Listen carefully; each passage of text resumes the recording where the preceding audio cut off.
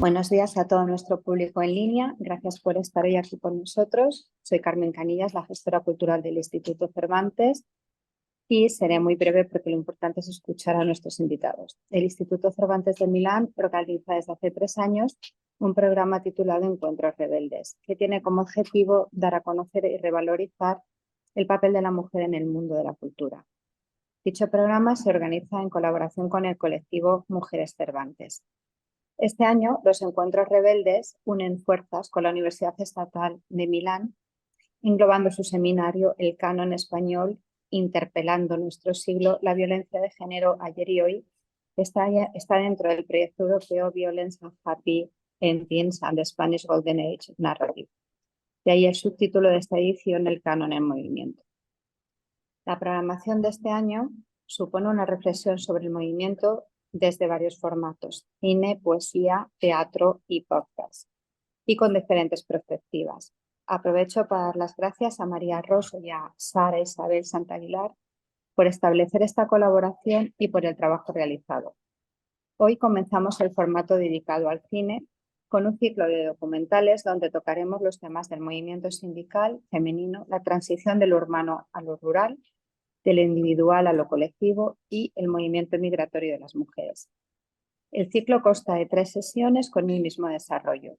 Se podrán visionar los documentales durante 24 horas, de las horas de 18 a 18 horas, y luego seguirá un encuentro o con la directora o con alguna de las protagonistas en línea. El calendario de las 3 sesiones es el siguiente. Desde ayer a hoy se pudo visionar el documental Nación de Margarita Ledo y comenzaremos el primer encuentro con la presencia de Margarita Ledo. Bienvenida, Margarita, y muchas gracias por estar aquí. Y comento al público que como hemos tenido problemas con las conexiones con este documental, vamos a extender la posibilidad de verlos hasta mañana a las 4 de la tarde. Estamos intentando resolver los problemas, pedimos disculpas porque no sabemos qué ha pasado, porque algunos lo han podido ver y otros no. La próxima semana, desde el miércoles 10 al jueves 10, podrán ver Cabeza, Corazón y Manos de Astrid Vargas con la presencia de los protagonistas el jueves 11. La última sesión tiene un calendario de diferentes de 15 a martes 16 y podrán visionar los 2 últimos documentales: Cuidar entre tierras de Berta Campubrí, Ana Celma y Nuria Cebellí, y En otra casa de Vanessa Rousselot, con la participación de algunas de las protagonistas el martes 16. En esta última sesión, el encuentro se realizará en un formato mixto, en línea o en presencia en nuestra sede de Aquile Mauri 2. Nuestros invitados estarán en línea y al público que vive en Milán les invitamos a asistir al encuentro con nosotros en nuestra sede. Estamos esperando la confirmación de la presencia de algunas de las representantes de los colectivos de empleadas de hogar hispanas que trabajan en Milán, y la entrada a esta última sesión es una entrada libre con reserva obligatoria. Si quieren acceder a la misma, entren en nuestra página web y yendo a las actividades encontraréis el enlace para poder reservar el sitio. Los encuentros de las 3 sesiones estarán coordinados y moderados por Simone Seibene, que le tenemos aquí. Gracias, Simone, por tu presencia, y seguirán el mismo esquema: una presentación de la sesión, la presentación del moderador, y el moderador, Simone, presentará a la invitada y dialogará con ella y con el público del documental. Antes de presentar a Simone, quiero solo decirles que después de la presentación de Simone y antes de la presentación de Margarita, intervendrá Ana López, que forma parte del colectivo Mujeres Cervantes, que nos contará en qué consiste y el trabajo de dicho colectivo. Paso a presentar a Simone. Simone Seibene nació en Italia en 1977 y en el 2003 se licenció en Ciencias de Comunicación en la Universidad Jung de Milán. Desde el 2006 al 2010 trabajó como programador y redactor de publicaciones en la Fundación San Fedele de Milán, y desde el 2009 vive en Orense, donde en el 2012 fundó la productora y distribuidora Nove Olas. En su filmografía hay títulos como Regreso a San Andrés, 9 ondas, Pelerinases, ¿lo pronuncio bien? Pero yo no hablo gallego.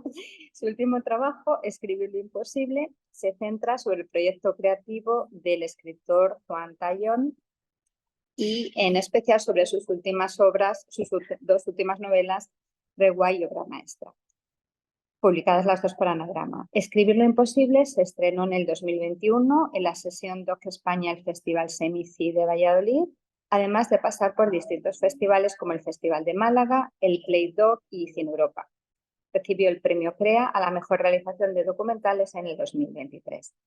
Además, Simone es docente y crítico de cine, colabora con varios medios e instituciones como la revista italiana Dualenti, Espa de Porto, la Cigaide de A Coruña, la Universidad de Vigo, la UNED, Onda Cero Ourense y el periódico La Región.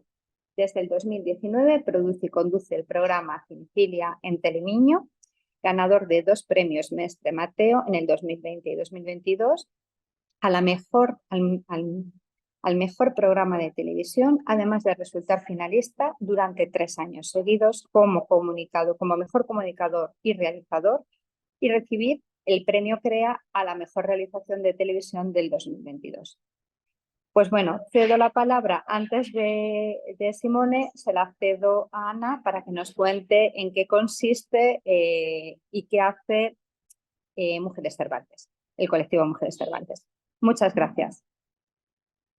Hola, muchas gracias, Carmen. Yo voy a ser muy breve, pero creo que es interesante que se vea todo el trabajo que hay detrás de un encuentro que parece sencillo desde cuando uno se conecta, ¿no? Entonces, como ha explicado bien Carmen, pertenezco al colectivo Mujeres Cervantes, que se creó en 2018, en el 8 de marzo de 2018, que fue bastante representativo para España y para los movimientos feministas en España. Está compuesto este colectivo, este grupo, por más de 130 trabajadoras del Instituto Cervantes, que están esparcidas por algunos de los 90 centros que tenemos en todo el mundo. Nuestro objetivo es que el Cervantes sea una institución pues, representativa, igualitaria, transparente y que cumpla la ley de igualdad, tanto internamente, pues, en las condiciones laborales, la representación igualitaria, etcétera, etcétera, como desde la proyección que hacemos de la lengua, de nuestra lengua y de la cultura en España. Y en este colectivo, una de las acciones que hacemos son los encuentros rebeldes, que como Carmen ha dicho que llevamos 3 años, en realidad llevamos 4, que pasa el tiempo rápido, y es nuestro modo, o uno de los modos que tenemos de difundir la cultura española en español. Cada año elegimos un tema para dar un poquito de coherencia. Este año es el movimiento, como ha dicho Carmen, el año pasado fue la imagen y la palabra, y el anterior Mujeres en Red y Redes en Mujeres. El resto lo ha explicado ya muy bien Carmen, el programa lo sabéis ya porque os bombardeamos de correos, y yo me callo ya y doy las gracias a Margarita, a Simone y a todas vosotras por asistir.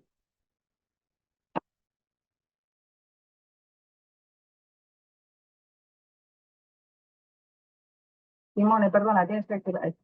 Sí, vale, muchas gracias. Buenas tardes, buen pomeriggio, en 3 idiomas a todos y a todas. Para mí la verdad que es un honor y agradezco muchísimo el colectivo Mujeres Cervantes, el Instituto Cervantes, por invitarme a moderar estos encuentros, y con el placer además aún más grande de tener con nosotros hoy a una figura militante feminista histórica, Margarita Ledo Andión, que además es cineasta, investigadora, escritora, periodista.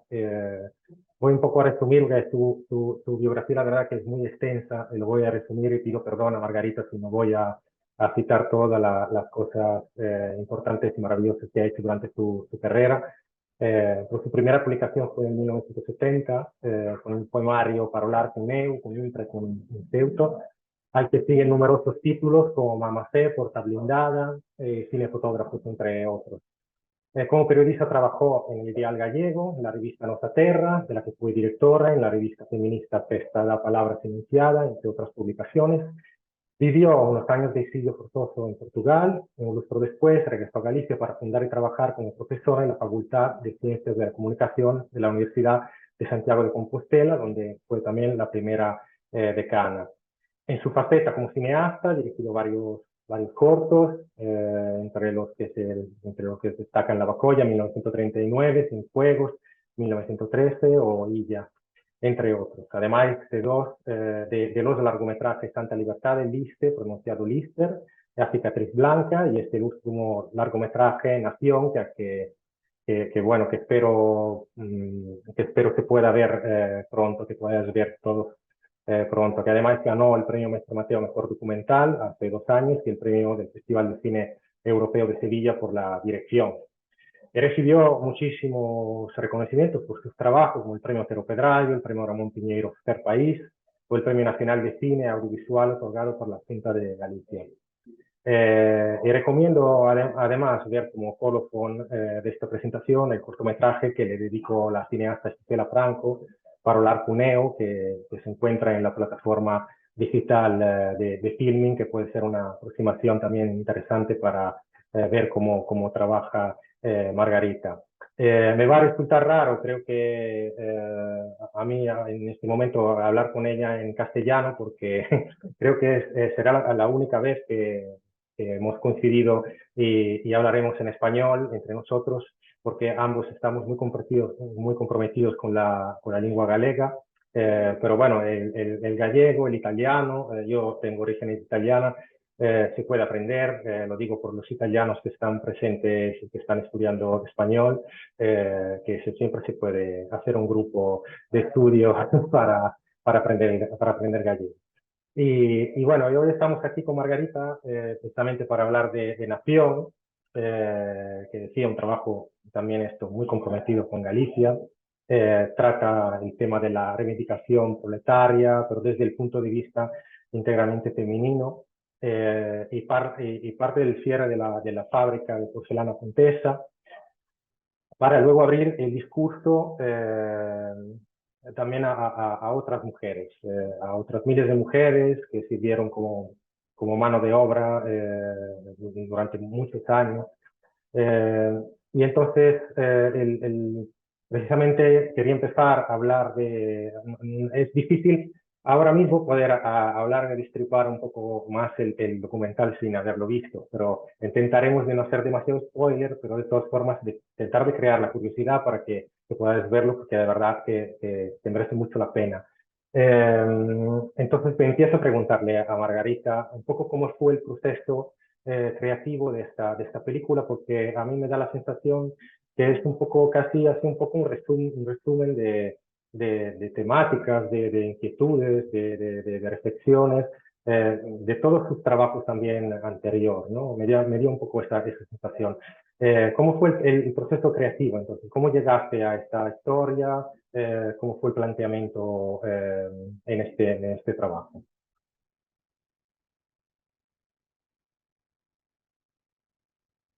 No se escucha. Tenemos un problema con el... Non activara o micrófono, nada. Grazas por esa xenerosa presentación. Vamos falar en castelán, efectivamente, pola primeira vez. Gracias al Cervantes, enhorabuena por la iniciativa de Mujeres Cervantes y por llevarla de dentro hacia afuera, también hacia los contenidos y hacia los programas.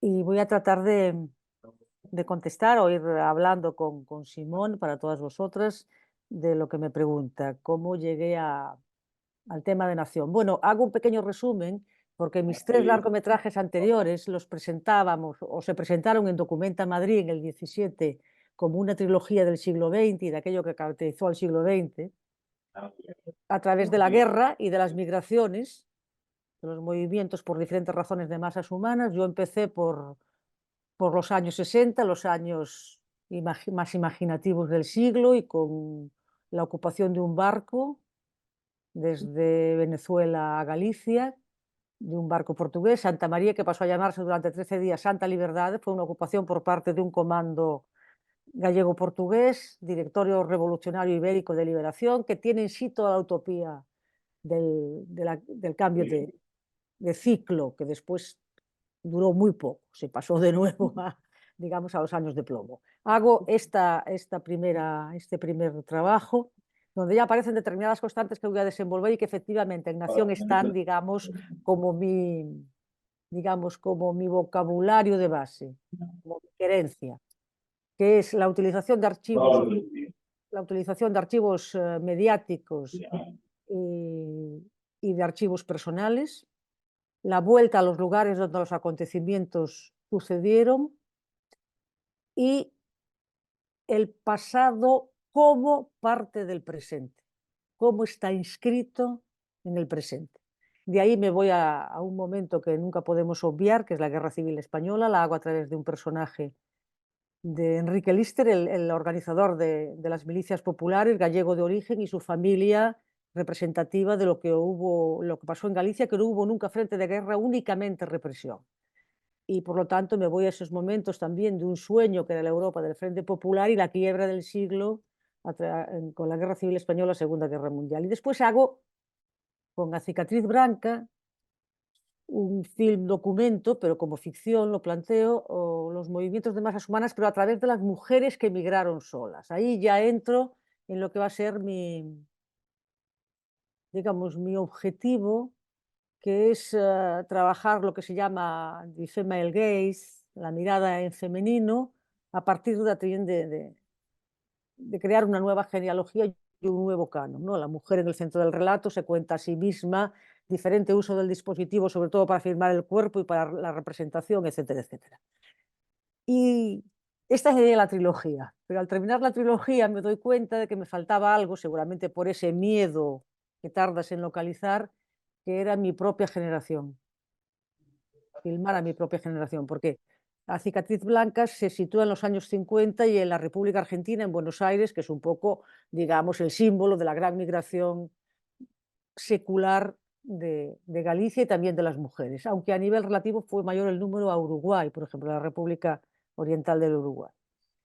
Entonces pienso que cuando yo estaba terminando el bachillerato, entrando en la universidad, había una gran presencia de mujeres en determinados sectores industriales típicos de los roles de género, el textil, la conserva, la loza, o sea, muy ligados a la función nutricia, dar de comer, y a los cuidados y cosas así.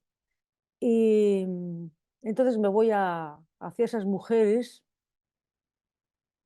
primero por lo que supuso para ellas acceder a un trabajo asalariado, en general, y me fui, por lo tanto, a un núcleo que venía del trabajo en el campo y a una empresa pontesa que para mí resume, porque es una empresa que empieza en el año, realmente en el 58, pero a nivel de inauguración real es en el 61 y se cierra con quiebra fraudulenta en el 2001. O sea, 40 años que explican no solo esta incorporación de la mujer al trabajo industrial, a tener un salario, por lo tanto, a tener derechos ciudadanos como ciudadana, y poder independizarse, sentirse, decidir, como las diferentes fases del capitalismo, de pasar de un capitalismo productivo, como era la Pontesa de los años 60-70, a uno especulativo en los 80 y a uno absolutamente corrupto a partir de los años 90. Y se cierra de modo fraudulento en el 2001. Y aún están reclamando en juicio que les devuelvan lo robado, porque claro, se cierra sin pagar salarios, indemnizaciones, etc. Bueno, problema, tienes, digamos, una idea que te mueve, como en movimiento, como este ciclo, pero no localizas aún tus materiales. Y yo empiezo a buscar siempre por materiales menores, subalternos, como nosotras mismas, como el papel que se nos dio a nivel histórico y desde la noche de los tiempos. Y me encuentro con un pequeño vídeo en una web, la del Ayuntamiento de Pontevedra, que se llama Do Gris ao Violeta, Historia das Mulleres na provincia de Pontevedra, por tanto, de los años oscuros a los años del feminismo, y me encuentro un pequeño vídeo hecho por una cooperativa de trabajo social y unas mujeres en una huerta, 3, hablando entre ellas de su experiencia sindical. Primer punto que me llama la atención. Unas mujeres ya de determinada edad, por lo tanto, también rompían el canon institucional. Yo iba a trabajar con mujeres de edad y con cuerpos, por lo tanto, de edad, y una de ellas, liando un cigarro, se vuelve directamente hacia las espectadoras o la gente que lo está viendo, como ahora nosotros estamos en un encuentro, y dice: non traballedes nunca gratis, por favor, a la mierda. O sea, nunca trabajéis gratis, por favor, a la mierda. Y fue esta frase la que me llevó a ella. Digo, es esta, es esta, es esta. Porque además coincidía con la precariedad más fuerte en el trabajo femenino en el momento actual. Y voy a intentar localizarlo. Es Nieves, que se convierte en la figura y en el personaje en la argamasa de la película. Quizá no os cuento nada más de ella. Me llamó la atención por muchas razones. Claro, yo sabía cuando la fui a encontrar en su huerta, en la aldea, estaba descascando pipas, girasoles. Yo entro allí en medio del verano con un terror abismal porque no sabía cómo empezar y no me atreví a decirle que quería hacer una película sobre ella y sobre ellas, para formar un grupo. Y empezamos a hablar y recordé que como era en la zona de Pontevedra, que todo el mundo iba a recordar el Santa Liberdade porque la llegada fue al puerto de Vigo, fue muy famoso el personaje de Galbao y otros personajes como Pepe Velo, como Sotomayor, que formaban el triunvirato, estos dos últimos gallegos, y empezamos a hablar de Santa Liberdade. Y ella conocía la historia, no la había visto, pero conocía la historia. Entonces yo le dije, bueno, yo quería hacer una película sobre Pontesa. Se quedó mirando para mí aterrorizada. Y ella me había contado en la conversación previa, porque yo le pregunté, ¿qué compraste con tu primer salario? Y dijo, bueno, tuve que esperar un poco, pero porque ella entra a los 14 años, se entraba a los 14 años, en los años 60 a trabajar, o sea, y eran 50 horas semanales, 51 las que trabajaban con horas extras, incluidos sábados. Y me dice, esperé a los 18, saqué el carné y me compré, y lo dice con todo orgullo, un Dian 6 descapotable y amarillo. Y dice, y yo veo pasar de vez en cuando uno por Arcade, que es la villa, el ayuntamiento que está próximo, y me entra una morriña, me entra como una especie de melancolía, me entra como una especie de ganas de robar ese coche. Y entonces yo le digo, Nieves, si haces la película conmigo, yo te prometo encontrar un Dian 6 amarillo descapotable para la película, que fue lo que nos dio más trabajo en producción, ¿no? Encontrar ese coche de la época de los años 60. Y así empezó un poco la historia. Y fuimos conformando un grupo. Yo quería que fuese de edades también diferentes, que un poco fuese las que entraron en los 60 y las que acabaron entrando en los 80 al final, y de diferente configuración y de diferente carácter. Y fue así como se fue formando el grupo de Pontesa, el grupo, digamos, protagonista de las trabajadoras de Nación. La forma, porque claro, a partir de la idea, el gran drama y el gran sufrimiento es dar con la forma, cómo puedes hacer eso, ¿no? Por lo menos para mí es lo que me consume. Ahora me está consumiendo en este momento más en un proyecto nuevo el montaje, que también es un momento, como sabes y como sabéis, de sufrimiento absoluto, ¿no? Entre la imagen que te falta, aquella que soñaste y que no da parecido. Bueno, pero ya es un mundo de relaciones, ya tienes material entre las manos. Pero antes de eso, yo tenía la idea, lo que Bardá llamaría la inspiración, quería hacer eso, pero me faltaba dar con la forma. Y entonces lo que pasó es que me puse a buscar materiales con los que trabajo siempre. Me puse a buscar esos archivos personales, los oficiales y los mediáticos. Es la conjunción de tres tipos de archivos: los mediáticos, porque son aquellos que ya tendríamos que conocer, en este caso no los conocíamos. Encontré en la televisión pública los brutos, sin editar. Claro, fue una joya a la hora de trabajar con eso. Y intentar volver a los lugares.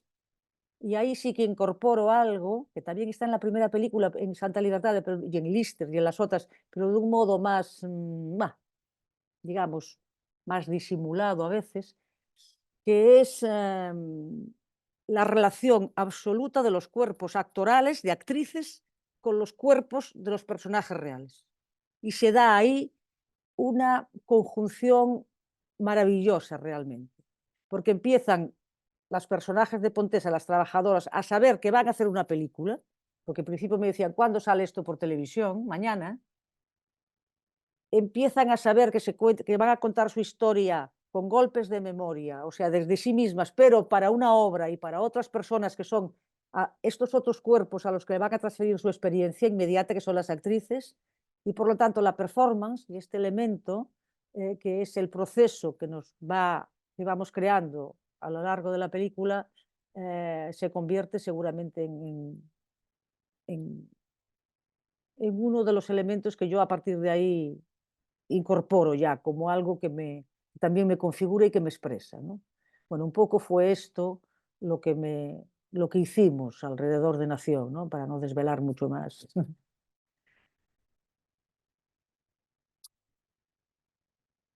Y sí, ahora sí. Vale, decía que es verdad que siempre hay en tus obras un diálogo con otras artes, ¿no? Eh, también la pintura es otro elemento que está presente, ¿no? En las fuentes pictóricas, ¿no? Las fuentes pictóricas. Entonces, yo creo que, no sé en esta película en específico, si has tenido algún referente consciente o inconsciente que ha determinado ciertas composiciones, ¿no?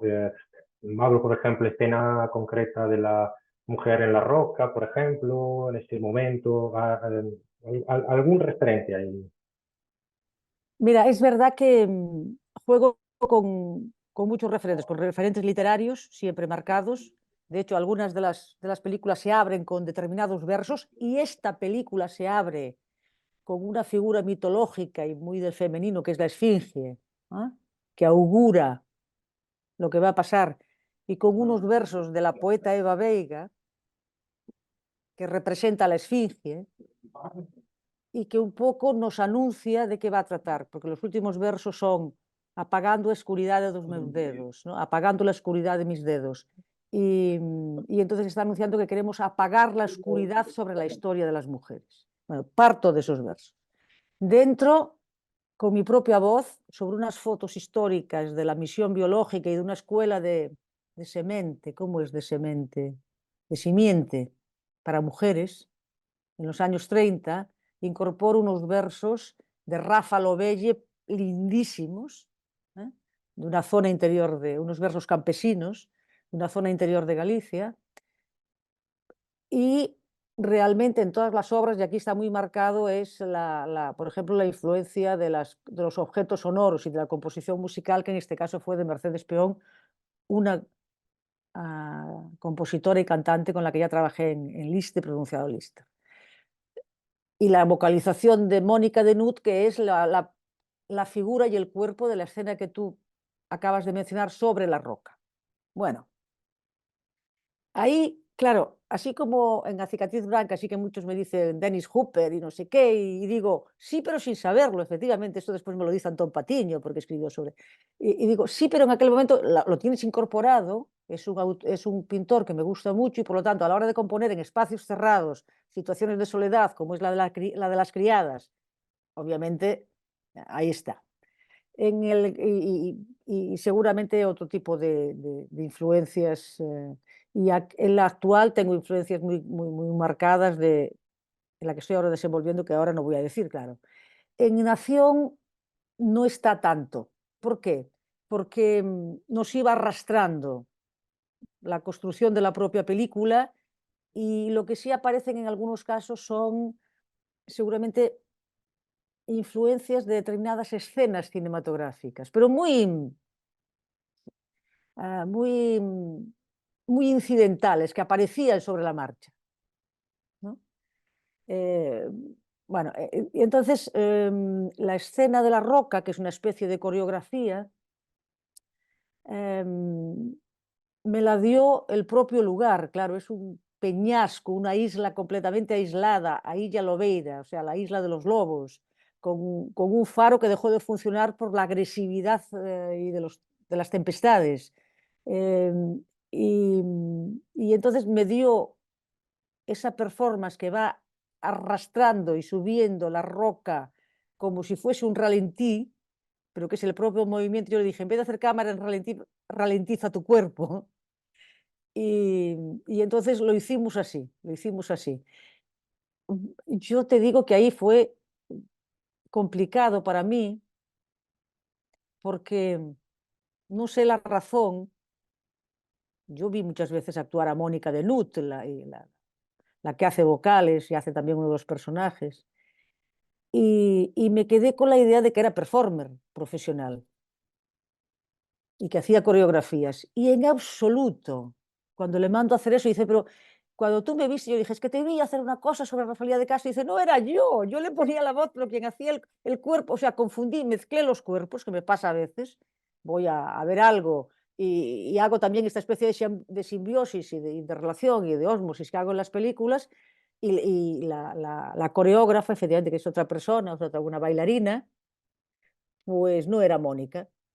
Y fue cuando le dije, pues mira, ahora te vas a mover a ralentí y vas a hacer esto porque no podemos hacer otra cosa. Estamos en una isla que nos llevó. Además, no podíamos pagar otra vez estar allí con una especie de taxi marítimo, que era una especie de pirata de la isla. Y entonces, bueno, le dio curiosamente esa atmósfera y ese empaque que parece que tiene referencia pictórica, porque es muy citada y es muy representada en revistas o cuando se hacen críticas, casi siempre sale ese fotograma. ¿Qué puede ser? Claro, si empezamos a buscar referencias, seguramente en la pintura seguramente salgan, pero no, en este caso no fue ahí digamos, el de clic de esa escena, ¿no? Y claro, después, ¿qué pasa? Que es una escena muy contrastada de un cuerpo contra el mar infinito, en esa geografía, digamos, impenetrable para nosotras, ¿no? Que es que es el rochedo, la roca inmensa donde está ese faro cerrado desde hace un siglo. Y por lo tanto tiene muchas connotaciones hacia un final, que era un final de muerte, de allí se sale hacia un final de muerte, que transformamos al final no en celebratorio, pero sí en un film manifiesto, ¿no? Lo digo así para los que vayan y las que vayan a ver la película a partir de ahora. Eso lo dejamos así, un poco suspendido. Pero sí que hay un trabajo también de armonización de las imágenes de archivo, tanto de fotografía como de vídeo.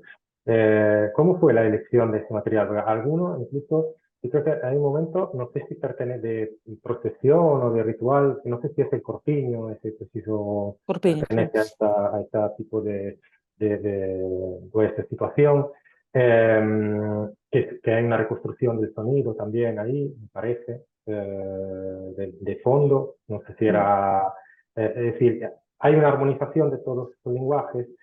¿Cómo fue la elección de ese material? Porque has visto al principio que has encontrado algunas imágenes así, hablaste de la misión biológica, etcétera, pero sobre el resto y sobre todo es una maravilla, ¿verdad? El momento de la periodista que está hablando, los brutos, ¿no? De la televisión local, Sí. mientras no puede hablar porque él está cubierta por los coros y por las protestas, ¿no? Entonces es un momento incómodo, ¿no? Que es lo que hay detrás, ¿no? De lo que es el reportaje, ¿no? Al final, que tiene mucha Sí, fuerza en ese momento, que tiene era, mucha autenticidad.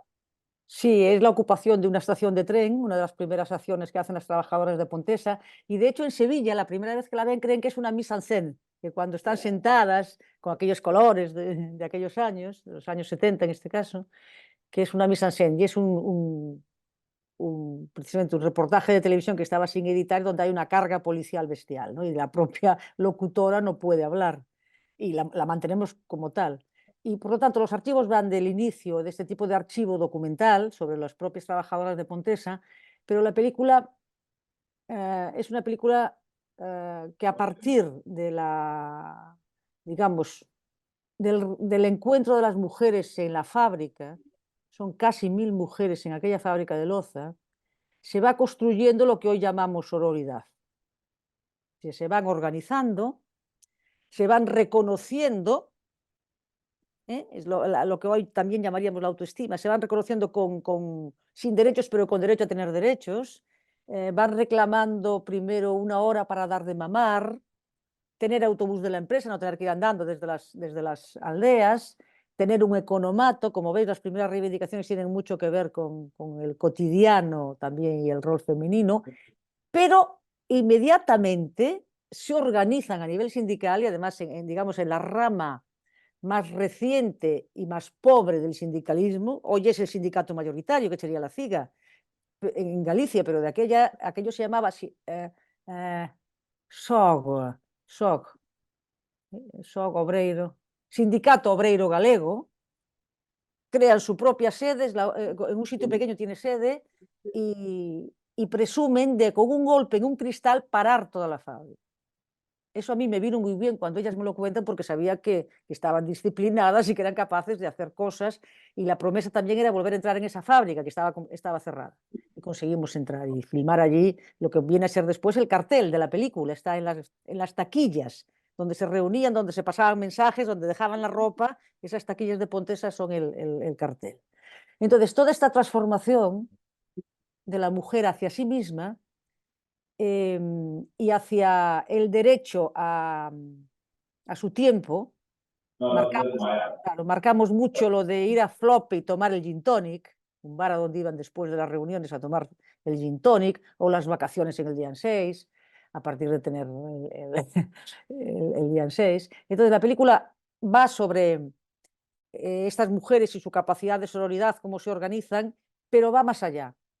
Ese también es un poco el pretexto para ir más allá e irnos hacia algo que a mí me obsesiona a través de una frase de la Marguerite Duras, que dice que fuimos instruidas en el dolor y en el silencio. Lo típico de calladita estás más guapa, que sigue siendo lo que sale en las cenas, o las mujeres aguantan mejor el dolor que los hombres son más quejitas. Eso es mentira, lo que pasa que así te acostumbran a no quejarte. Bueno, para no meternos por ahí,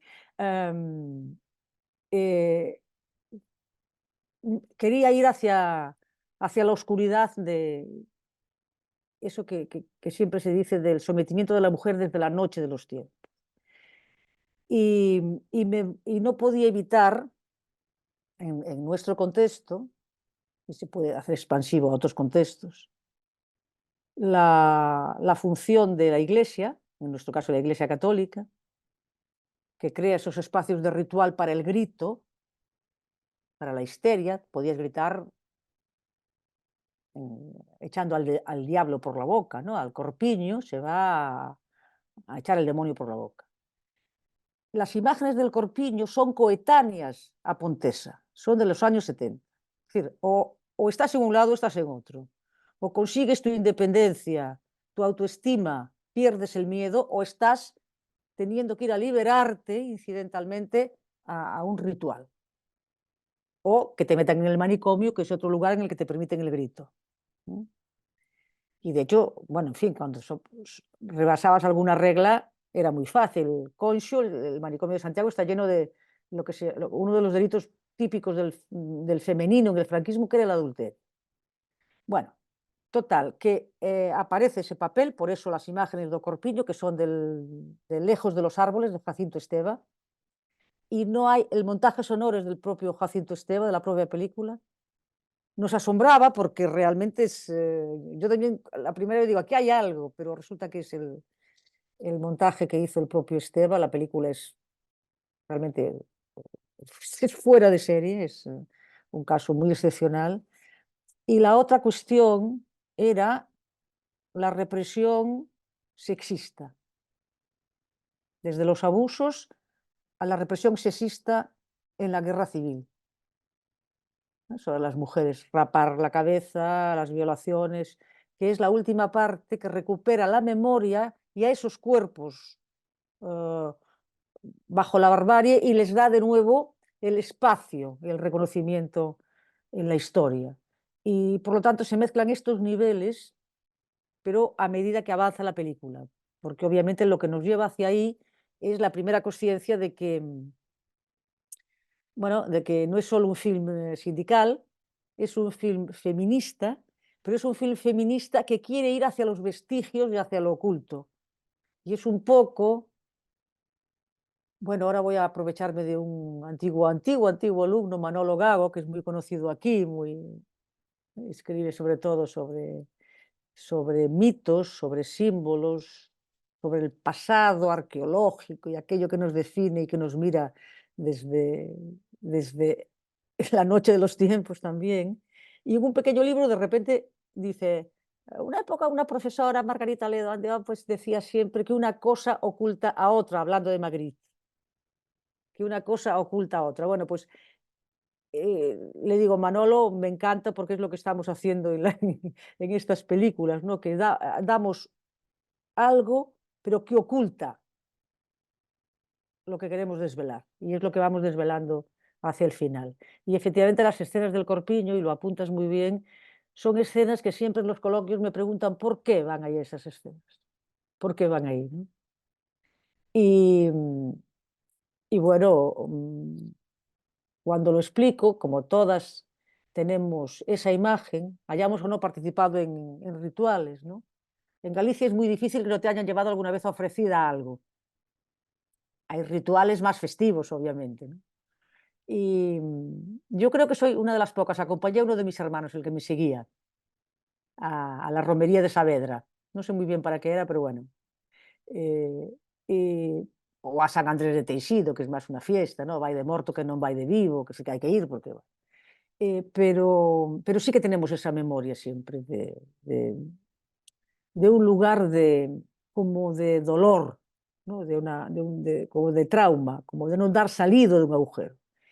Y entonces me interesaba traer eso oculto y darle otra lectura, ¿no? Desde ese sometimiento de las mujeres a determinados rituales para ahondar en el estereotipo de la histeria realmente.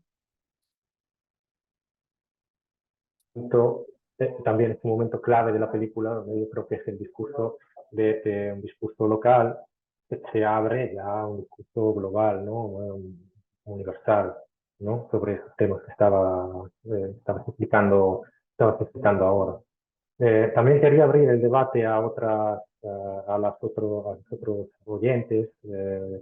Si queréis preguntar algo a Margarita, pues en el chat podemos recibir vuestras preguntas.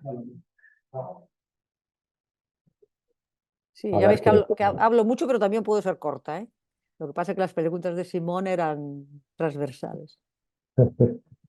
a ver quién se anima.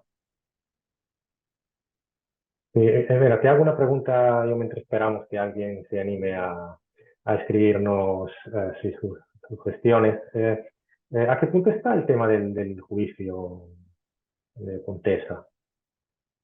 ¿A qué punto está el tema del juicio? Ah, uf, mira, al acabar del rodaje tuvieron el juicio, una parte, contra una inmobiliaria, Subel. Y, y de momento la inmobiliaria puede. Es decir, continúa, no está la sentencia en firme, pero llevan así 12 años. Y les deben 2,8 millones de euros. Claro, mientras unas van desapareciendo por ley de vida y la inmobiliaria, pues obviamente tiene sus derivaciones hacia lugares de influencia y está así.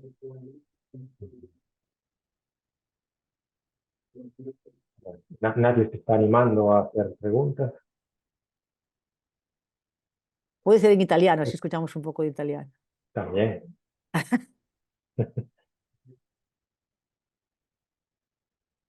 ¿Alguien vio la película? Mira, sí, perdón. Sí, pregunta, ¿alguien vio la película?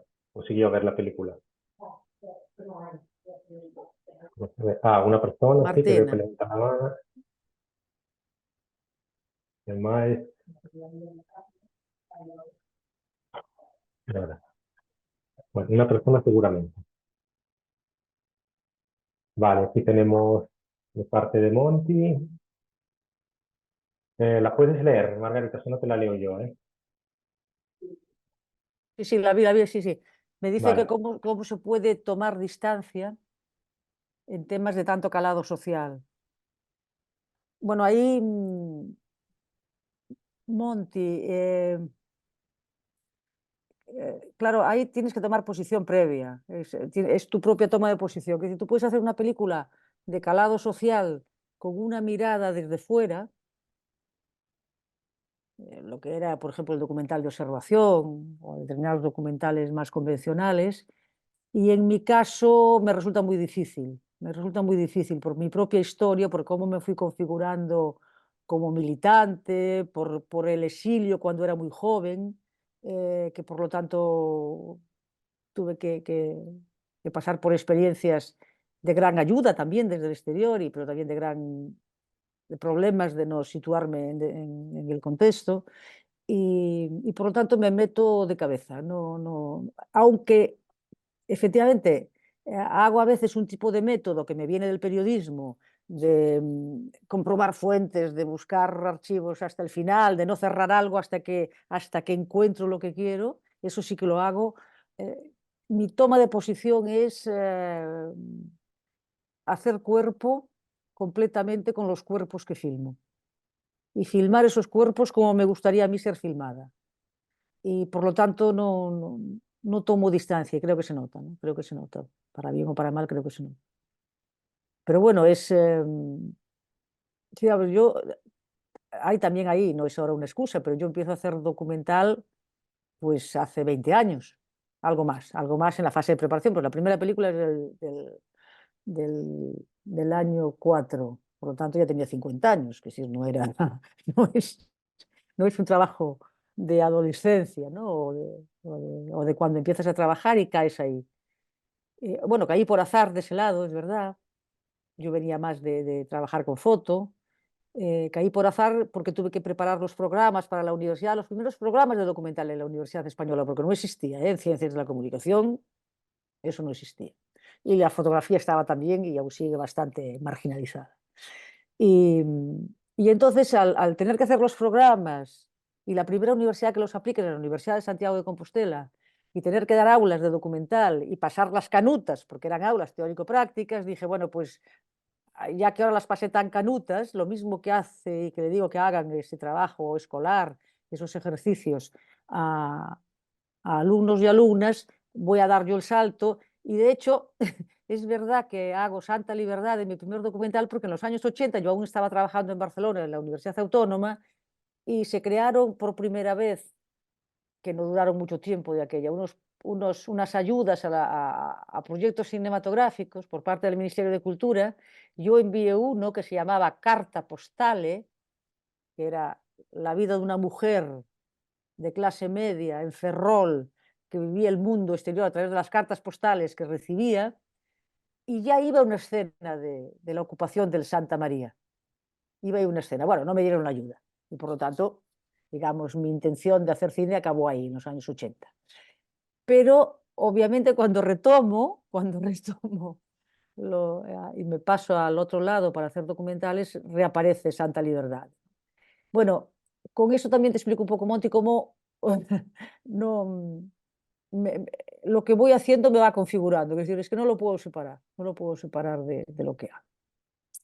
Y hay Sí, más seguimos preguntas. comentando Monty también más debajo, después de la pregunta de Ana, donde dice gracias, esa parte no la leí. Ah,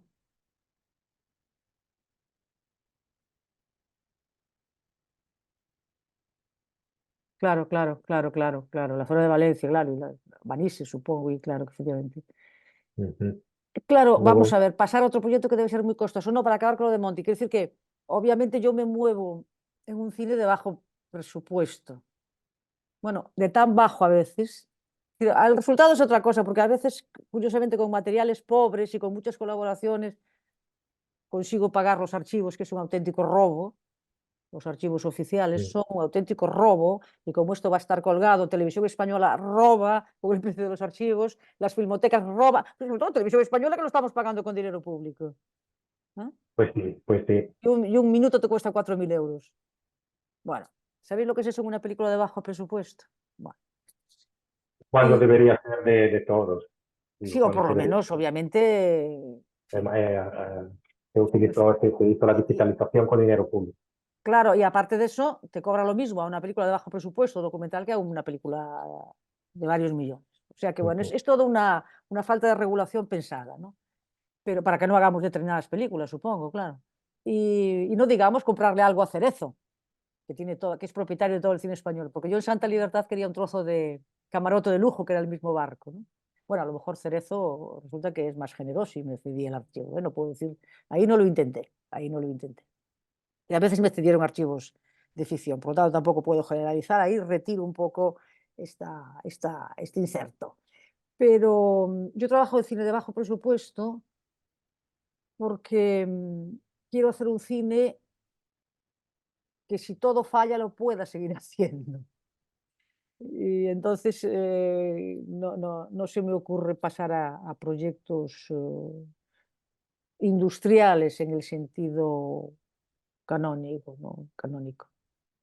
Pero bueno, es un poco para pensar que también te tienes que meter dentro para conseguir muchas ayudas, ¿no? Y o te metes dentro de las películas y el resultado es diferente.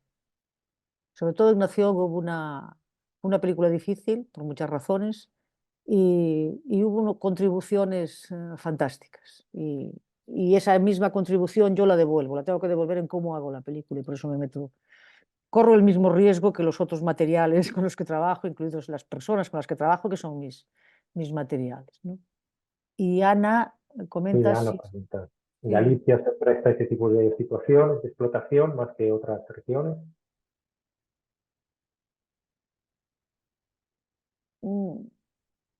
Bueno, yo creo que la explotación en cada sitio se, es camaleólica, ¿no? Se adapta y trata obviamente, de sacar el mayor beneficio, que es en los sistemas que estamos. La cuestión es que Galicia, también por rol histórico, se le atribuye lo que se llamó durante unos años y fue teorizado como colonialismo interior, que es servir de recursos, capitales, o sea, ahorro y mano de obra, emigración. Terminado ciclo migratorio, que ahora los que emigran son la gente universitaria, etcétera, etcétera. O sea, la gente que la propia sociedad paga para formar, después patada en el culo y se va a otro lugar a rendir y a aplicar su conocimiento. Ahorro se sigue ahorrando tanto que va hacia las arcas de la banca, que sabéis que no tiene patria, y, y recursos en este momento, y me lo vais a permitir, el azar me llevó hacia ahí. En este momento es decir, Galicia está exportando, como sabéis, el 40% de la energía que produce. Galicia es una reserva de agua fantástica, que es uno de los grandes elementos. Bueno, sin eso no viviríamos. Hay que ver el caballo de Torino, que te cambia la vida, de Belatar. Y resulta que en este momento hay un proyecto que va a masacrar el centro de Galicia, es algo que se llama Altri, en origen, una multinacional de origen portugués o con capital con nombre portugués, que aquí se llama Green Fiber, fibra gris, que es una mentira porque entra con la idea de que va a fabricar fibras textiles y es realmente la implantación de una celulosa 10 veces superior a ENCE, la que mató la ría de Pontevedra, y que necesita 46 millones de litros al día de agua, chuchar 46 millones de litros de un río que es el Ulla, que es un río además y de un área toda del centro de Galicia, de una gran biodiversidad, de gran riqueza patrimonial, de una economía sustentable, etcétera, etcétera. Por lo tanto, en este sentido te doy la razón, Ana. Claro que se presta mucho. Y sobre Altri, hay un movimiento social ahora, Altri Non, que esperemos que se llegue a convertir y a concretizar en que no se puede instalar, porque además también, ironía perfecta, con fondos europeos, claro, 250 millones de euros regalados, porque si no, no pueden, claro, no ganan tanto como planean. Por lo tanto, tiene todas las cartas de que va a dar lugar a varias películas, creo, a varias películas. Y por lo tanto, según la situación, obviamente se presta, ¿no? Date cuenta, Palestina, el cineasta israelí que va a Berlín y no puede regresar, porque lo acusan de traición, de alta traición. Simplemente por constatar cómo son los bombardeos. Se cumplen, creo que mañana, 6 meses, ¿no? digamos, del genocidio sobre Gaza. Bueno, entonces, claro, según los lugares, el tipo de explotación y los intereses pueden ser geopolíticos, pueden ser de determinado momento cumplir determinada función. En el caso de Galicia, la explotación económica es muy clara. Se nos está destinando a expoliación, ¿no?, de recursos, pero de recursos estratégicos. Estamos hablando de energía, estamos hablando de agua, por no decir la madera, por no decir, bueno, esas cosas. Y por no decir, obviamente, pero todo eso lleva a una destrucción de otros recursos que yo no sé qué vamos a comer tampoco, porque de momento los belgas comen los mejillones de Galicia, también ellos consumen muchos mejillones, claro, también, aunque los produzcan. Y por lo tanto se van a acabar las rías con un proyecto de enclave como este de Altri, ¿no? Y van a salir cosas, estoy seguro. Para cine, claro, de lo que estamos hablando. ¿Hay más preguntas? Hay uno de Laura Lema. Sí. Si estoy preparando algún nuevo proyecto sobre alguno de estos temas. Bueno, mira, el proyecto que ya está rodado, no, está en parte rodado. Sabes que nunca acabas de rodar, pero el proyecto con el que estoy trabajando hay una parte rodada. Es una historia de amor. Y porque trata justo de algo que salió antes, seguramente porque estoy haciendo esto, que son de los delitos específicos del femenino en el franquismo, entre ellos el adulterio y el abandono de hogar, con penas de 6 años de cárcel.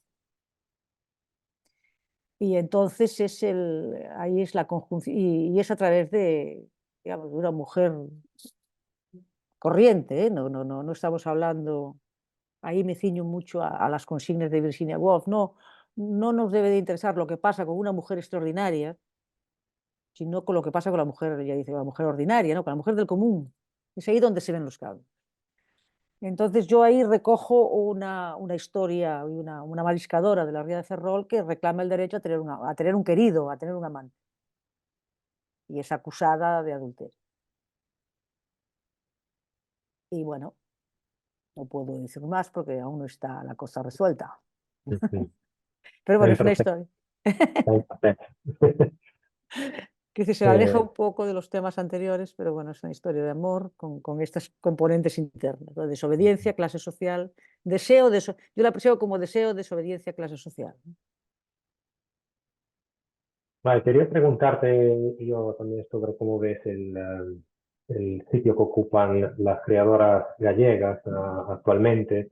Si piensas que hubo de verdad o algún cambio, no solo yo me refiero a los premios, el primero que me sale es la Concha de Oro histórica en San Sebastián, de Cayo de Camorra, con Ocorno, una historia más muy femenina, ¿no? Entonces, me pregunto, si en los últimos 15 años, por ejemplo, viste que hubo un cambio de verdad, ¿es aparente o cómo ves la situación de las creadoras gallegas actualmente? No, yo creo que sí que se dio el cambio. Primero porque se accedió a la formación. Hay escuelas, hay las titulaciones de comunicación audiovisual. Segundo, porque se abarataron los costes a nivel y el acceso a la facilidad de usar el dispositivo, ¿no?, con lo que se llaman nuevas tecnologías, y el nuevo dispositivo, que es un dispositivo más ligero, de fácil uso, y además que te puedes formar en todo el proceso. Puedes aprender a editar, es decir, hay toda una serie de cuestiones. Y tercero, porque se crearon espacios de exhibición, espacios para ver las cosas. En el caso de Galicia, muchos festivales. Somos un país, sabéis que nuestra dispersión tiene mucho que ver, nuestra dispersión habitacional es una constante, es algo que nos define, pero también ¿cuántos festivales tenemos, Simón? Tenemos que tener 20 o 30, no sé. Sí, que cada año surge uno nuevo. Uno nuevo, y tenemos de todo Una tipo muestra, ¿no? además festivales, muestras de cine, Muestras de sitios. cine en sitios pequeños, grupos que los organizan. Volvió la red de Cine Clus, que había desaparecido. Está volviendo la red de Cine Clus. Y hay desde los festivales experimentales tipo S8 en Coruña a festivales convencionales, ¿no? Bueno, más tipo OFO Ourense, por ejemplo. Bueno, entonces, o sea que tenemos todo tipo, todas las variantes. Entonces, hay lugares de exhibición y, de hecho, esto produjo que entrase el cine en lengua gallega en las pantallas. En el año 12, que se estrena Cicatriz Blanca, solo se podía exhibir en los norte de Vigo, en versión original. Yo, de hecho, en la universidad los programas de I+D, y fueron 3 seguidos, I+D+I, que desenvolví, eran todos hacia programas europeos para subtitulado en lenguas no hegemónicas y sobre cinematografías, las llamadas pequeñas, small cinemas, las pequeñas cinematografías, que en nuestro caso además era con lengua minorizada. Bueno, entonces, hoy mismo puede haber 40 salas en las que entra, cuando entra una película en gallego, tú lo sabes, Simone, ya puedes abrir 40 pantallas, en sitios pequeños, grandes, Sí. incluso en lo que son, ¿cómo se llaman esas? Las grandes, esos cines, ¿cómo se llaman? Las multisalas. Multisala, sí. Sí, De los tipo centros multisalas, comerciales, cines, exacto. Entonces, quiero decir, hubo un cambio, digamos, del mapa y de la cartografía fuerte. Y las mujeres que hace como 10 años, porque yo tenía TCGAS, que casi solo hacían documentales, porque es mucho más barato. ¿Mm? En este momento están decidiendo si dieron el paso a hacer películas de ficción, no de grandes presupuestos, pero sí de presupuestos ordinarios, digamos, normales, que es el caso de Ángeles Huertas, el caso de Jayón y de de Olga Fleo Paula. también, ¿Quién? Paula Cons, Paula Olga Cons, es la que te iba a decir, que estudió con Paula Cons, nosotros, Paula sí, Cons, y por lo tanto yo creo que eso sí que está asentado. Es decir, que ya de alguna manera también se perdió el miedo.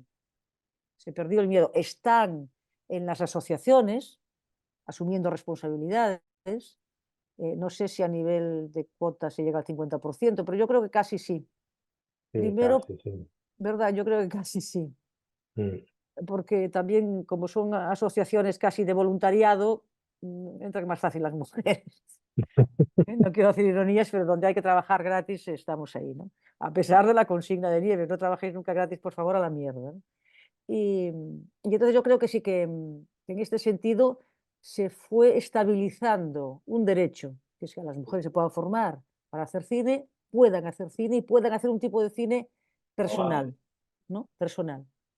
Con la opción a, si quieres hacer cine de género, ¿no? Yo es que Mm. no estoy ahí asumiendo una posición crítica. El caso de Paula es más un cine de género, pero está muy bien hecho y por lo tanto no. Y Sí, aunque está, sí. aunque se haga un cine malo, tampoco pasa nada. Es decir, como dicen muchas veces Sonia Méndez con mucha gracia, ¿cuántas películas masculinas hay malas? Es que no pararíamos de contar, ¿no? Estaríamos eternamente contando esas películas. Esa cosecha que sale mal, ¿no? Hay otra pregunta aquí, a ver, y las nuevas, siempre de Laura Lema, y las nuevas plataformas de streaming Sí. no podrían ser una oportunidad de difusión para el cine, lenguas minorizadas y de bajo Sí. presupuesto. Sí, Laura, exactamente en nuestras conclusiones de los Delfis y las que consultábamos expertos de diferente, siempre salía la necesidad de las plataformas y además como una oportunidad. Y de hecho, por eso también en la ley del audiovisual fuimos tan críticas, ¿no? De que era necesario remarcar y regular la obligatoriedad de introducción en el caso del cine en todas las lenguas oficiales del Estado, en este caso. Y reivindicamos mucho y se fueron creando los catálogos, pero llevó su tiempo. Es decir, Filmin tiene ahora un catálogo en gallega, pero llevó su tiempo.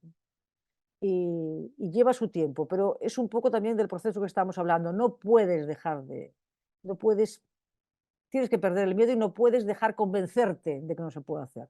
Y efectivamente la tecnología lo permite, los costes, la accesibilidad obviamente es manifiesta, aunque pueda fallar a veces, y los costes son menores y además contribuye a algo que está en el corazón de las declaraciones europeas, que es la diversidad. Es decir, tú si no accedes, y la interculturalidad sobre todo, la interculturalidad solo se da en conexión con otra cultura, en acto, no existe a nivel teórico. Puede existir a nivel teórico la multiculturalidad, tú no sabes muy bien lo que es, ¿no? Te vas a un sitio, te vas a un bar de mexicano, te vas a tal, y bueno, haces así tus pinitos. Pero realmente solo se da en la relación entre culturas. Y realmente lo que es el lema de Europa Cinemas, trayendo la diversidad del cine europeo, es solo si efectivamente se da esa diversidad en acto también, ¿no? Y se producen, por lo tanto, películas en las versiones originales y en lo que es la panoplia de lenguas que están, realmente la lengua claro, lo sabemos todas, es una construcción comunal, no es algo individual. Por lo tanto, detrás de una lengua hay una construcción comunal, secular, que es lo que llamamos cultura, y que es lo que llamamos acervo, y que tiene su identidad y que la diferenciamos, y que por eso dices, bueno, cómo habla un italiano del norte, cómo habla uno del sur, ¿no? Pasolini nos lo enseñó antes. Y por lo tanto ahí estamos. Claro que las plataformas es la oportunidad y además que debe de apoyarse y que debe de exigirse, porque no, bueno, al principio las plataformas como todo, sabéis que tienen tendencia al monopolio, ¿no? Y al lobby y a la alianza privada-pública, que es lo que está pasando. Sí, pero es verdad que en la plataforma de Filmin es un poco digamos, algo que salva un poco el Sí, panorama, es una variedad es la de excepción, sí.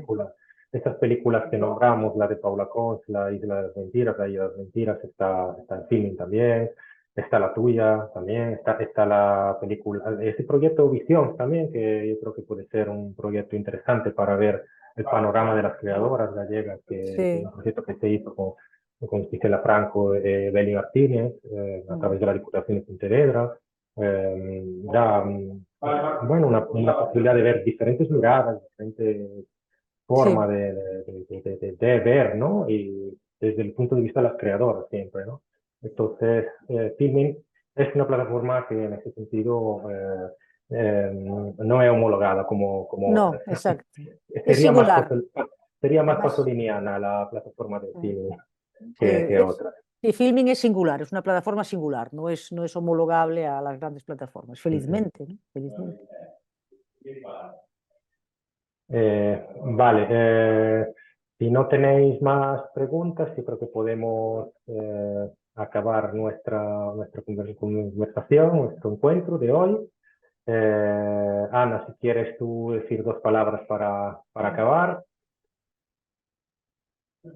Yo nada, solo que muchísimas gracias, que mandaremos otra vez el enlace para que podamos ver la película, las que no la hemos visto ahora con muchas más ganas, y os informaremos de cómo sigue todo. Cuando esté colgado el vídeo y editado un poquito, pero mandamos también Margarita porque lo quiere ver o compartir. Sí, sí, lo veré para. Si quieres escucharte a ti misma. No, pero o sea, nunca sabes, nunca sabes. Y a veces después no recuerdas cosas que pueden ser interesantes de las que dijiste, y en cambio recuerdas siempre la metedura de pata. Por lo tanto, prefiero verlo, no revisarlo, que eso, obviamente, ya no, ya estamos habituadas a que no es posible, ¿no? Sí, no, Desde que yo lanzas me he la botella. apuntado, perdona, me he apuntado algunas de las referencias que has dado, que a veces la gente me las pide, a veces las publicamos, pero vamos, que si se te ocurre algo que quieres compartir, nos lo mandas y nosotros lo distribuimos entre nuestras seguidoras rebeldes. Que si se te ocurre a lo mejor alguna referencia que no has dicho, alguna Ah, película o algo, pues nosotros lo mandamos. no, yo creo que hablé, no sé. Simón, ¿crees que hace falta algo más? Esto tienes que verlo tú, No, tienes muchas cosas que contar, Margarita, es que ya, pero podríamos yo estar creo, no, yo creo que es hablando. suficiente para, desde que se ve la película, supongo que también se reinterpreta lo que dije. Y referencias es que, bueno, cité a Digaz, ¿no? Porque es un caso claro, sobre todo a nivel del pensamiento de Marguerite Digaz y del modo de pensar el cine. Y, y de algunas otras cosas. Pero puedo citar, uf, no, yo creo que no, porque Sí, no, no, ha depende. sido súper completo. Digo solo que si lo ves y dices, Ah, se me olvidó esta cosa, bueno, vale, por si algo no hay aclara, problema. sí. Estamos siempre en Sí, diálogo con los rebeldes. de acuerdo, de acuerdo. Bueno, pues gracias también porque estuve muy, muy a gusto y las preguntas también son muy interesantes y bueno, aquí estamos. Si queréis Pronto. venir a Santiago, ya sabéis, ya dejó de llover. Exacto. Y a Milán también, que también ha dejado de llover. Bueno, Vale, pues gracias a todos, gracias Simone gracias. y nos vemos. Muchas gracias, muchas gracias. Gracias.